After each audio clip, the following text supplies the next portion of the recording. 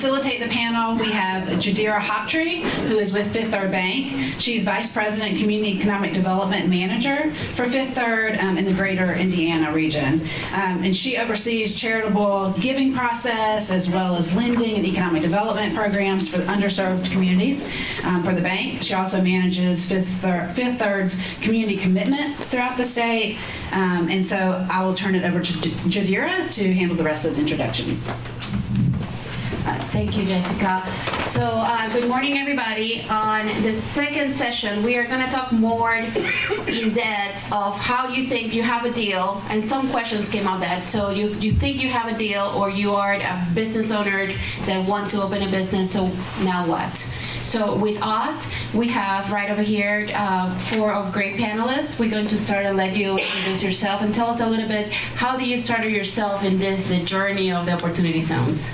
Thank you.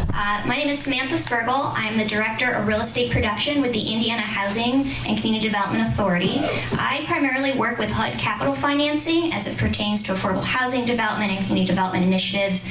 But today I'm going to be talking a lot about capacity of local governments and how they can be more involved with opportunity zones, and to begin to really think about other incentives and other financing packages as we begin to think about the capital stack.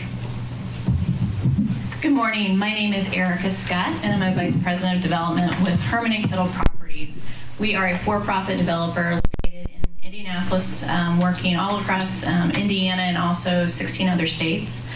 I'm here today to talk a little bit about kind of, if you're a local unit of government, what information do you want to gather to be able to share with the development community so that they might come take a look at your sites, and really kind of putting a little bit of a toolkit together of what to share with attracting developments. Hi, I'm Brian Donahue from the City of South Bend, and I'm here because we were one of the first cities to develop a full-blown investment prospectus for our area, working with Eric Garcetti's Accelerator for America and Bruce Katz and Jeremy Nowak from New Localism Advisors. So. Good morning, Rachel McIntosh. I'm on the National LISC Local Initiative Support Corporation Economic Development Team, and we'll be talking and continuing some of the work that George is working on and talk a little bit about that today.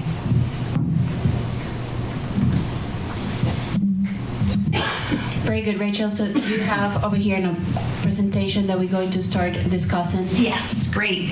All right, so it's obviously, as you can tell from that first panel, it is a complex and exciting new tool with a lot of intricacies. And you know, the point of the consortium when we started to bring this together was to basically say, Indiana is notably able to collaborate in ways that other states aren't. Brookings Institute will tell you they've actually written about our ability to collaborate across aisles on issues that many states would only wish to be able to sit at the table and do. We do it naturally. It's like, well, of course, I call them and we sit down and we start to tackle that. So when this initiative came out, you know, just like in any new federal program, there's a swirl, right? We all want to know about it. We want to figure out what it's going to mean for our communities. And so we said, hey, let's build a collaborative table. And in fact, we've done such a good job together in building a collaborative table, it's almost difficult to explain.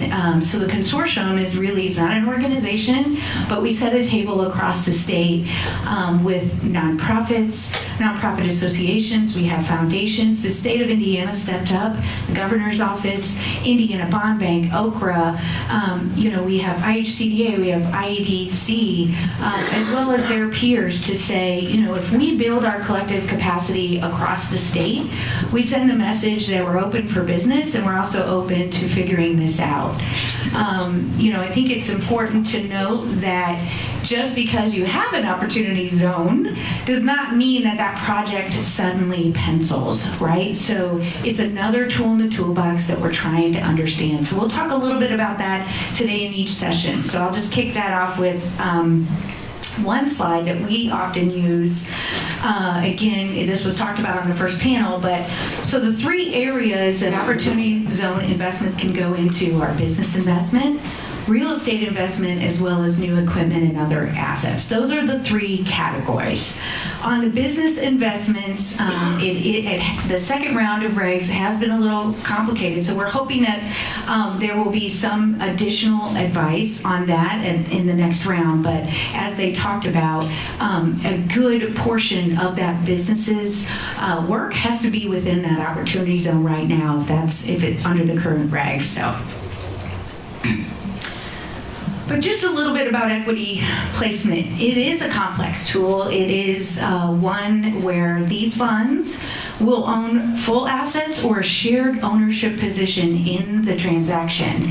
And as you heard, there are three benefits in this tool, right? So if you have capital gains, you stand to not have to pay the full amount on those taxes if you stay in the lengthier time frame, up to 15% of that tax.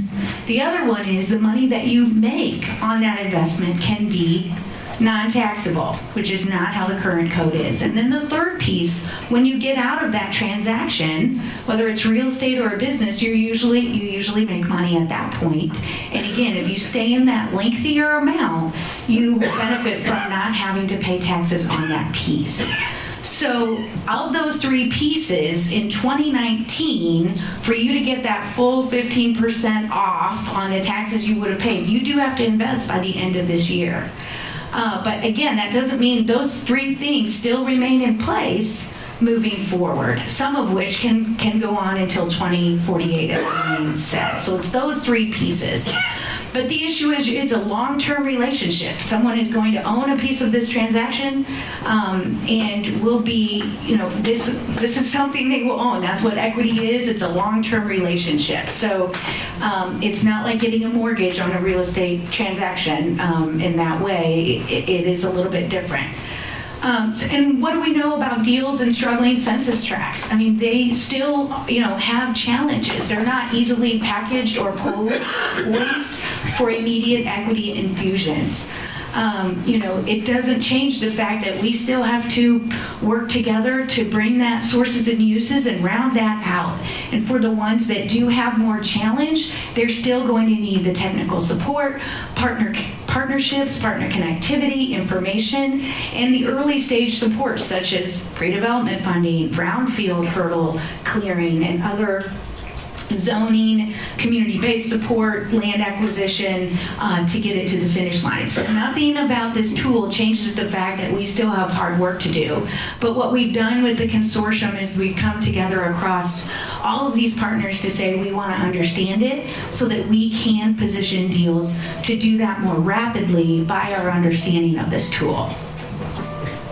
But we still believe that you are going to see foundations and government resources and philanthropy that will be needed to round out the deals to really make sure where those markets are weak or where those appraisals aren't coming out, we are still going to have gaps to fill. So we're trying to work together on the consortium here and for that purpose. And this today is sponsored by all of us involved in the consortium to start to get this information out. And there will be more to come. So as we mentioned, a part of the consortium is setting an online portal up where we have traditional and non-traditional investors in there.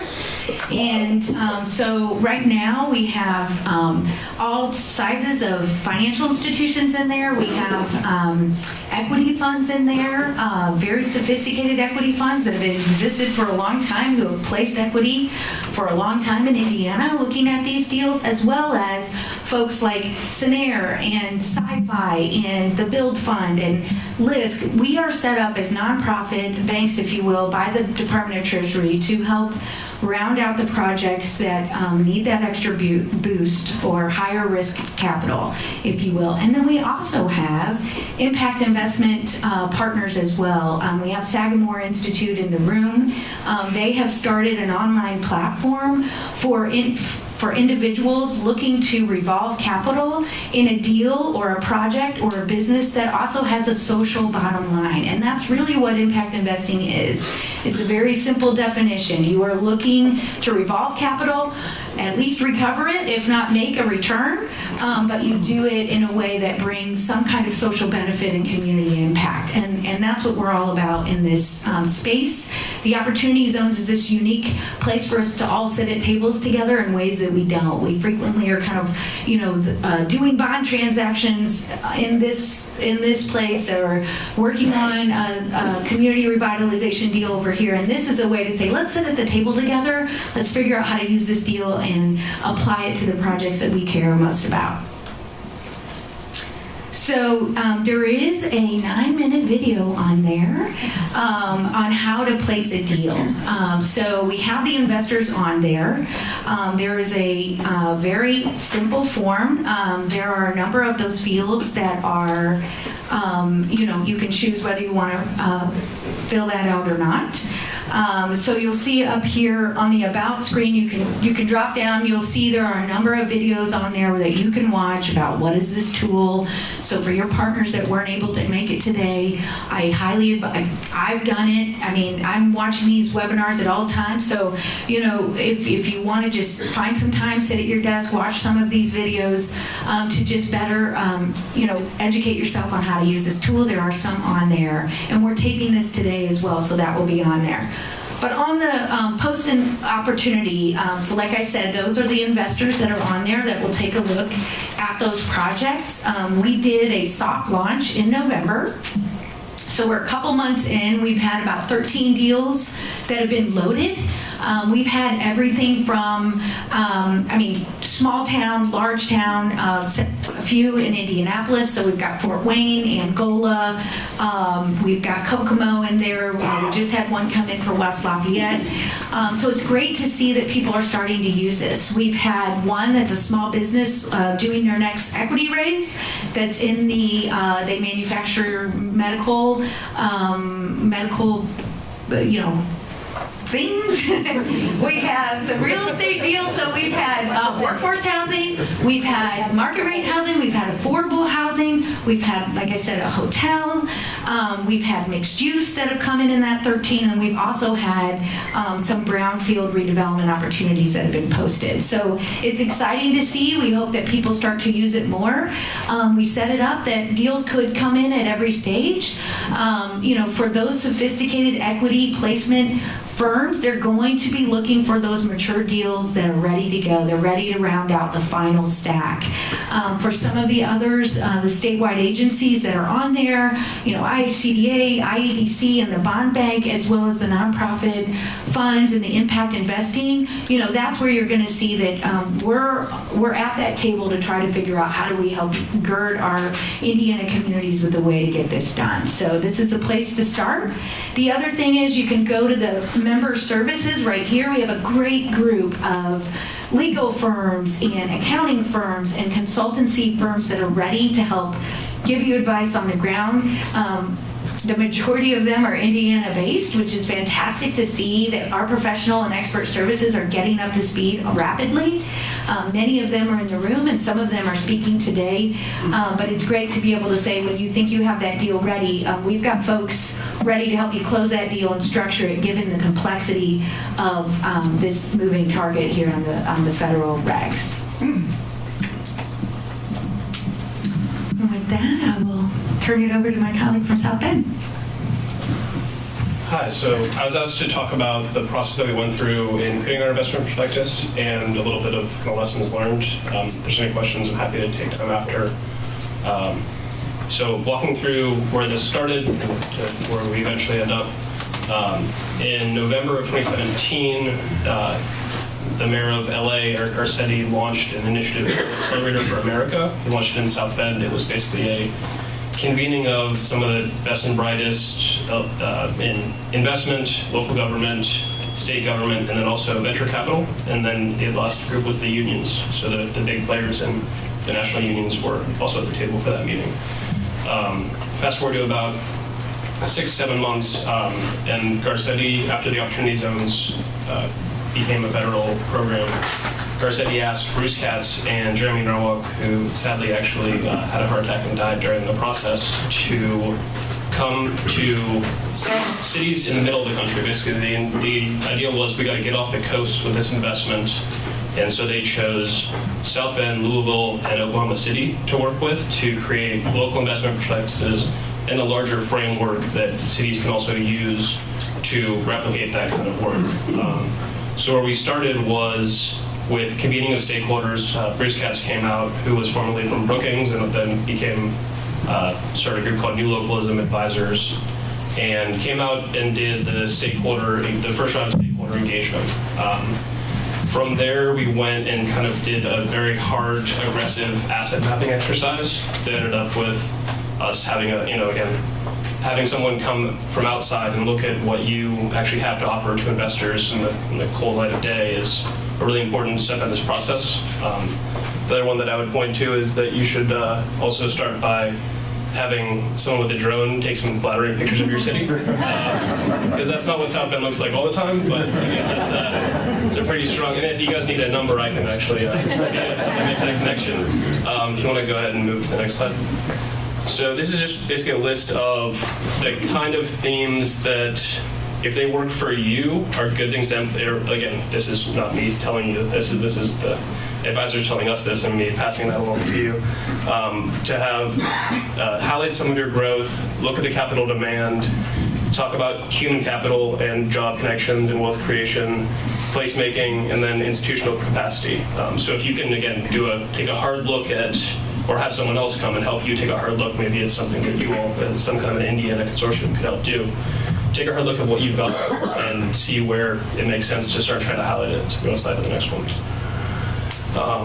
So the 3 ways that we try to break this up, and again, we left some of the prospectuses out back, so if you guys all want to take a look, and again, we're very happy to take notes because this was iteration number 2 of hopefully, maybe 5, but this was the one that we wanted to put out to the public when the initiative finished. So I would just highlight here that one of the things that we are kind of trying to highlight is that by the numbers that there is over 800 million of building permit value in the past 4 years. So that's, you're pointing toward the momentum that South Bend is actually seeing over this last string of time that was absolutely not there 20 years ago when Dan was starting with this. Sorry, I'd actually want to introduce Dan Buckenmeyer to everybody, who is the Economic Development Director for the city, who is kind of the lead if you guys actually want to do deals like these. But Dan will be sitting up here and will be available after. So then by the assets, if you look at it, we have in this very, very dense corridor, we have amazing power and fiber connectivity.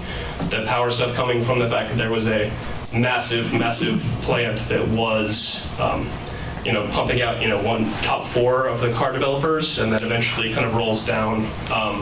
So our infrastructure assets are something that we wanted to highlight here. In addition to that, if you look at what's in our opportunity zone, University of Notre Dame's Idea Center, which is basically their business development generator where they're trying to pump out companies and commercialize their tech, is all sitting inside of our opportunity zone. So again, depending on what you have as far as assets go, that's a pretty strong one to be pointing toward. So if you want to slide to the next slide. Again, knowing where your opportunity zones are, if you look at the larger map of the MSA, it's a very, very small chunk for the city, but again, if you look, it's the densest piece of our actual entire MSA. And I like this one because, again, this is one of those nice drone pictures. If you see here, this is, on the right side is nearly 1 million square foot, I think it's 800,000 or so, the biggest Studebaker building that was there. It was the only one of 2 that we couldn't afford to knock down, actually. And that's why it stayed there for so long. And now it's currently in the process, thanks to the regional cities, state investment, and some private capital, and a bunch of city money as well, is right now on the pathway toward complete revitalization.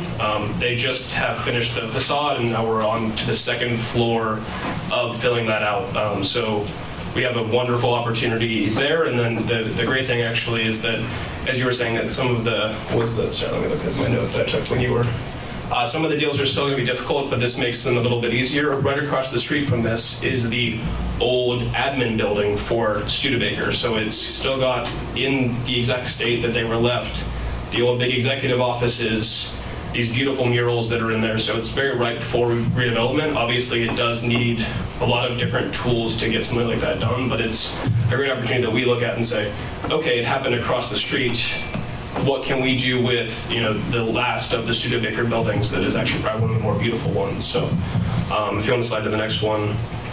This is just kind of showing that $800 million in a visualization. If you look on the right, it'll show, well, there is some work out by, that's our airport that is out on the left. So there's a lot of logistics and freight kind of stuff that is going, because it's the intersection of the toll road and one of our other main roads that goes north to south in Indiana. But then if you, sorry, you want to keep, go back. But then the second big red blot is downtown. That's our opportunity zone right there, actually. So you see the momentum that's going on there, and we've found a way to use GIS. I don't know if you all have experience using the tool. It's got a lot of awesome facets to it, but this for me is the heat map. If you look at it and say, where has this changed versus, again, if I showed you a snapshot of 20 years to 10 years prior, it wouldn't look like this at all. This is kind of pointing toward your momentum. And then if you want to slide to the next one. Again, this is more as far as a lesson learned from other cities, that if your major employers are located in your opportunity zones or adjacent to, that's something that we chose to highlight here. Let's slide to the next one. Similar to the same concept here. Again, the majority of the city's assets are between the northern. So we have I believe it's the only dual site certified tech park in the country, which is actually bookending our opportunity zone. So if you see those red dots in the northern part of it, and then to the southern western corner, probably just about. Those are the bookends for us that are our certified tech park that are, again, ripe for investment, using the right kind of tools that are available if you have a certified tech park. The next slide, this is actually probably my favorite slide, because it really does show that the city is not only interested in making development work and putting city money in, but also is willing to go with you and try to search out other opportunities for funding. So if you see on this one, I think that it's a historic tax credit used on the left side, and then on the right side, community revitalization enhancement district. So that's, again, these are two spaces that were, on the left was basically a building that was falling into disrepair because it was an old apartment building, and then it was used to revitalize. And again, everything that you build in South Bend at this point is just immediately getting filled up. And that's what happened with the story on the left. On the right side is actually we were able to knock down the majority of the Studebaker buildings. And this is a tech park that was built in the remnant of that, which is a brownfield. Was a brownfield? Yeah. So those are the two, kind of trying to show how you, as a city or as a municipality or a region, have done deals in the past, and being able to be transparent about that and show, as we are here, that we are willing and able and want to work with you to make these kind of deals happen even before opportunity zones. So if you add that into the stack of financing for some of this work, it's, again, what gets me excited about this is it's very clear that we have the ability to execute on this kind of stuff. So let's start the next one. And then this is a map of, again, if I were a different city trying to work through this process, you want to figure out what you own and what people own that you could easily get access to, and also have a discussion with everyone that's in that circumstance as to what are the circumstances by which you'd be willing to relinquish property to developers. And for us, again, this is a very exciting time because we're trying to build on momentum, and then having this tax credit as an opportunity is an opportunity. No, it's just a really good piece that keeps us, getting us to the next level. So if you look on here, the yellow bordered chunk is our Ignition Park, which is the home to that Catalyst building that you saw on the previous slide. Actually, we have in those top, in the tracts of land that are just in the northern part of that, there already is a qualified opportunity fund that was created that we're working with right now to develop one of those spots. So these are all, again, well within, we're very thankful for the opportunity zones that we did get from the state. And I think that we're trying to just, at this point, maximize what kind of outcomes that we can drive by all the old creative financing that we were doing before, plus this, plus, again, hopefully some good guidance in the next round. So that's, again, this is all in the deck if you guys would like to look, and Dan and I are available to discuss. And if you want to slide to the next one. The next one's my baby, actually. We working with the university on a large advanced wireless research grant, we eventually realized that there's a very significant need in our region, maybe not in Chicago or in other cities where it's already been done, to bring together the private sector, the university and research, and the municipality.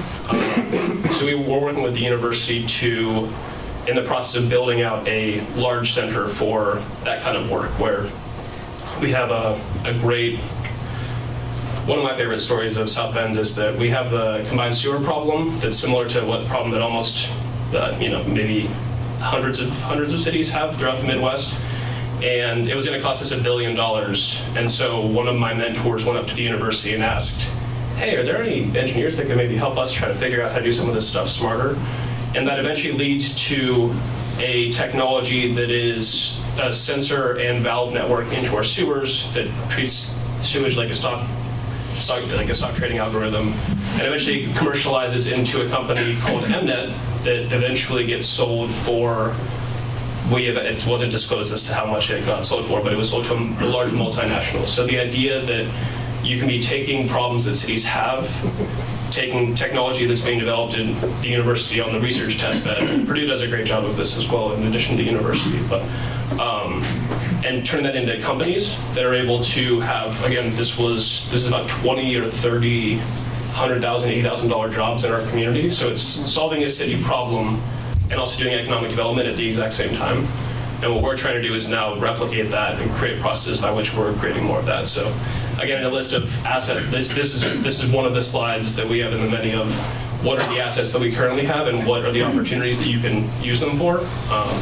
So that would be, there's a handful of these, that'll be my last slide if that's okay. So, any questions or sorry, you have? Perfect. So we hold it, we will hold the questions for the end. So we can see that the active and how intentional South Bend has been to understanding the opportunity zones and putting a tactic and a practice around the opportunity zones. I see that as a best practice because it's not a random investment or a random business coming to South Bend. It's the intentionality of the city to attract those. So once that happens, how Eric is going to talk to us a little bit more about packaging those deals. So once you understand the opportunity zone, once you know what can happen in those opportunity zones, how you package that deal between the investors and the developer. This is I will say Brian's group is way further ahead than a lot of folks. So many of you in the audience are probably still trying to figure out what an OZ is, let alone having all the detailed maps and such things. What I'm hitting on today is kind of, all right, I know I have an opportunity zone. I want to figure out how to talk to a developer. Where do I start? So I'm going to hit on some highlights. I know we're running really short on time, so I think the slide deck's going to be available for folks. I do have some pretty detailed slides, so I'm going to skip over some of these things so that Sam can still have a chance to speak.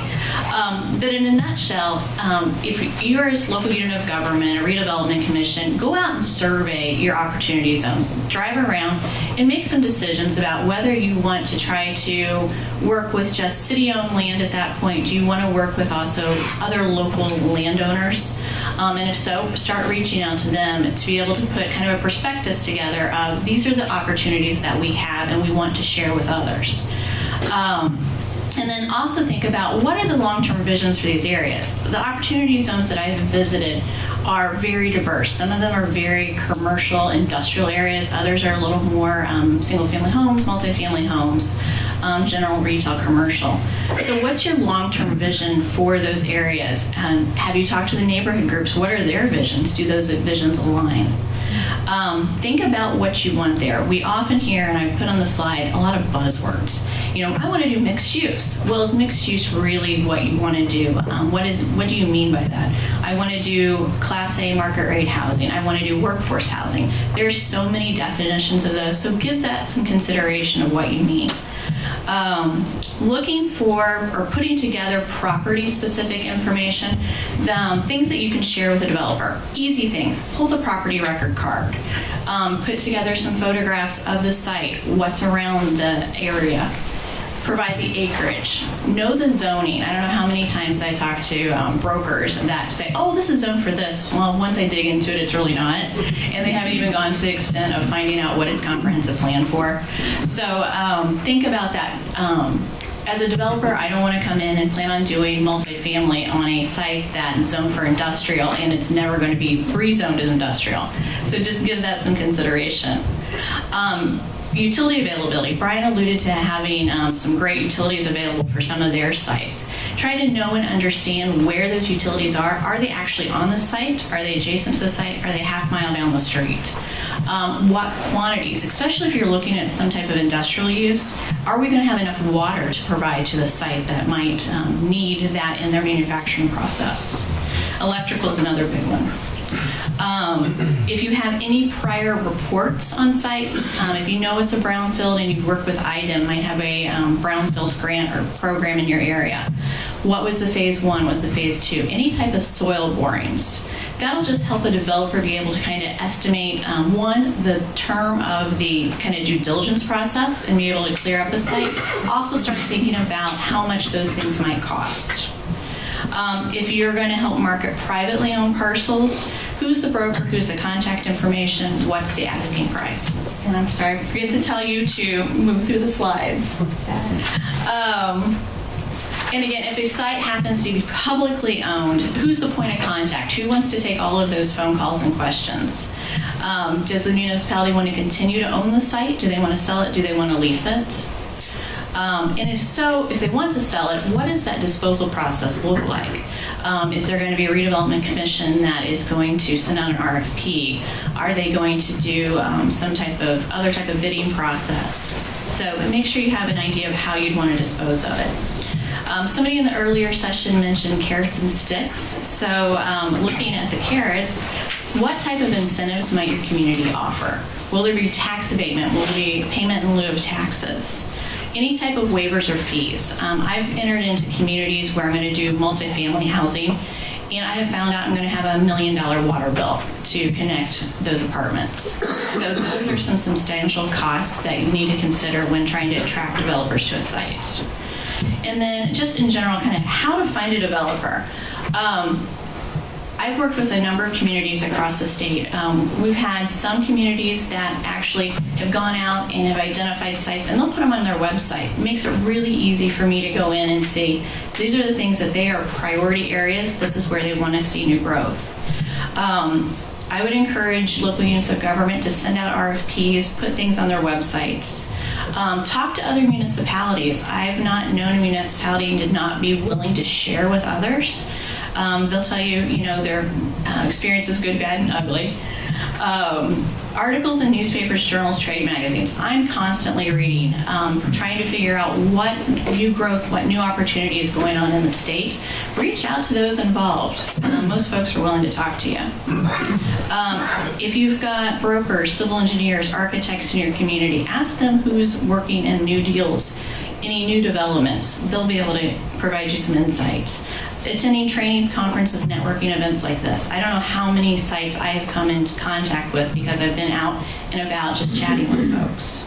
So actually, and we're going to move on to the next slide. I've got pictures.